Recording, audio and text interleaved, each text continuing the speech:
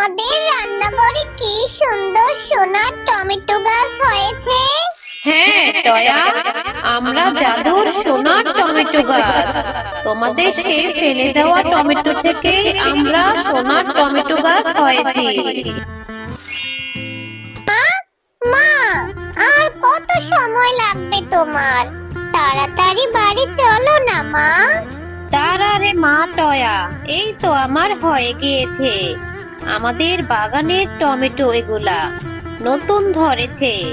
Tomato গুলো দেখতেও অনেক সুন্দর। টমেটো গুলি রান্না করলে খেতেও অনেক মজা হবে। টমেটো গুলি রান্না করলে তুইও অনেক মজা করে খেতে পারবি।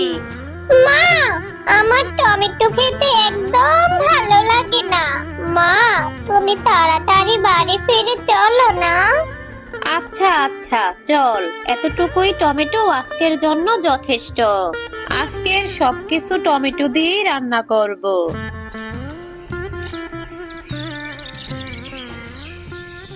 আমার তো টমেটো খেতে একদম ভালো লাগে না। কিন্তু মা, তুমি যে টমেটো দিয়ে চাটনি রান্না করছো না, তার গ্রানে না আমার টমেটো খেতে ভীষণ ইচ্ছা করছে। ও মা, তোমার রান্না করতে আর কতক্ষণ লাগবে? আমাকে তাড়াতাড়ি খেতে দাও না মা। হ্যাঁ রে টয়া, টমেটো গুলি থেকে খুব সুন্দর ঘ্রাণ বের হচ্ছে। খুব করে তো বলেছিলি টমেটোর তরকারি খাবি না। দেখবি আমাদের এই টমেটো গুলি খেতে না ভীষণ মজা হবে। এই তো রে মা, আমার হয়ে গেছে। তুই ঘরে গিয়ে বস, আমি তোর জন্য খাবার নিয়ে আসছি।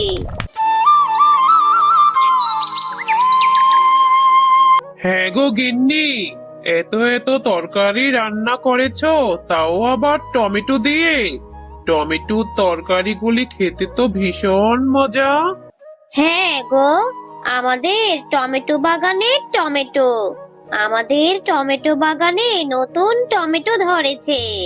টমেটো গুলি দেখতে না খুব সুন্দর। এখন তোমরা বাবা আর মেয়ে মিলে খাবার খাও তো। মা, আমাদের জমির টমেটো গুলি খেতে না ভীষণ মজা। মা, আমাদের টমেটো বাগানে তো অনেক টমেটো ধরেছে।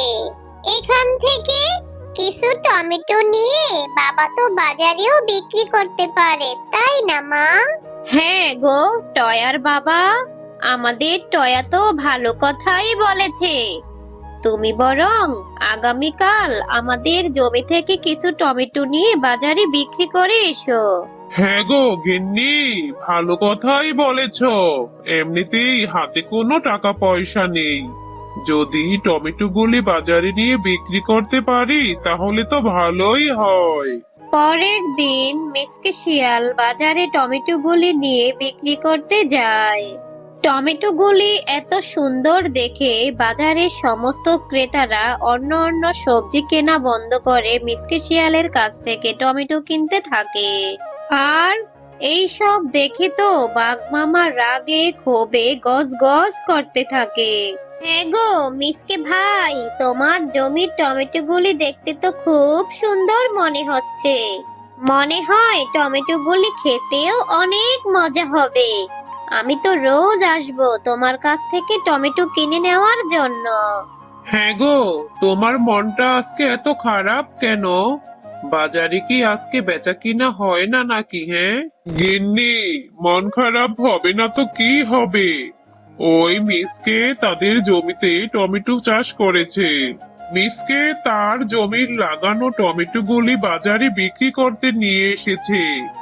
আর সবাই আমার কাছ থেকে সবজি না কিনে মিসকের কাছ থেকে টমেটো কেনা শুরু করেছে। আমার দোকান থেকে কেউ একটা কাঁচা সবজিও কেনে না। এখন কি যে করি? এইভাবে চলতে থাকলে তো আমার ব্যবসার লাল বাতি জ্বলে যাবে। ওগো, তুমি কোনো চিন্তা করো না গো, আমার মাথায় না একটা বুদ্ধি এসেছে। যদি মিসকের টমেটো বাগানে টমেটোই না থাকে তাহলে মিসকে কি বিক্রি করবে বলো তো? হ্যাঁ গো গিন্নি, ঠিক কথাই বলেছ। আমাদেরকে ওদের টমেটো বাগানের টমেটোগুলি নষ্ট করে দিতে হবে। হ্যাঁ গো, হ্যাঁ, চলো এক্ষুনি যাই। হ্যাঁ গো, তাড়াতাড়ি করো গো, কেউ চলে আসবে। কেউ দেখে ফেললে কেলেঙ্কারি হয়ে যাবে, তাড়াতাড়ি চলো। কি আমাদের টমেটো বাগানের টমেটো গুলি কে এমন করে নষ্ট করে দিয়ে গেল? হায় আল্লাহ, এখন আমরা কি করব? আমাদের আয় উপার্জনের একটা মাত্র সম্বল ছিল, সেটাও কে এসে নষ্ট করে দিল। এখন কি যে করি? ওগো, তুমি এভাবে কান্নাকাটি করো না। আল্লাহর উপর ভরসা রাখো, আল্লাহ চাইলে আমাদের একটা ব্যবস্থা করে দিবে। মা, চলো আমরা এখান থেকে কিছু টমেটো নিয়ে যাই। টমেটোগুলি নিয়ে আমরা রান্না করব, আর বাকি টমেটোগুলি আমরা ফেলে দিব। এখন আর কান্না করে কি হবে মা? এরপর তারা তাদের জমি থেকে তুলে আনা পচা টমেটোগুলি তাদের রান্নাঘরের এক কোণায় ফেলে দেয়। আহারে, শেফার কত কষ্টের জমির টমেটো এগুলো। এই টমেটোগুলি কিনা তাদের দুষ্ট প্রতিবেশী নষ্ট করে দিয়েছে। আমি এখনই আমার জাদু শক্তির মাধ্যমে এই পচা টমেটোগুলিকে সোনার টমেটোতে পরিণত করে দেই। এরপর পরি জাদু করে সেই পচা টমেটোগুলিকে কয়েকটা সোনার টমেটো গাছে পরিণত করে দেয়। দেখো, আমাদের রান্নাঘরে সেই পচা টমেটোগুলি থেকে কেমন সুন্দর সোনার টমেটো গাছ হয়েছে। হ্যাঁ রে টয়া মা, তাই তো দেখছি। আমি তো আমার নিজের চোখকে বিশ্বাসই করতে পারছি না। কি সুন্দর সুন্দর সোনার টমেটো গাছ হয়েছে, আবার সোনার টমেটো ধরে আছে। হ্যাঁ টয়া, আমরা জাদু করি সোনার টমেটো গাছ। তোমরা মাও মেয়ে অনেক ভালো, তাই তো তোমাদের সেই ফেলে দেওয়া পচা টমেটো থেকে এত সুন্দর সোনার টমেটো গাছ জন্মেছে। তোমাদের আর কোনো অভাব থাকবে না। এই সোনার টমেটোগুলি বিক্রি করে তোমাদের সকল অভাব দূর হয়ে যাবে। হ্যাঁ, সোনার টমেটো গাছ, তুমি ঠিকই বলেছো।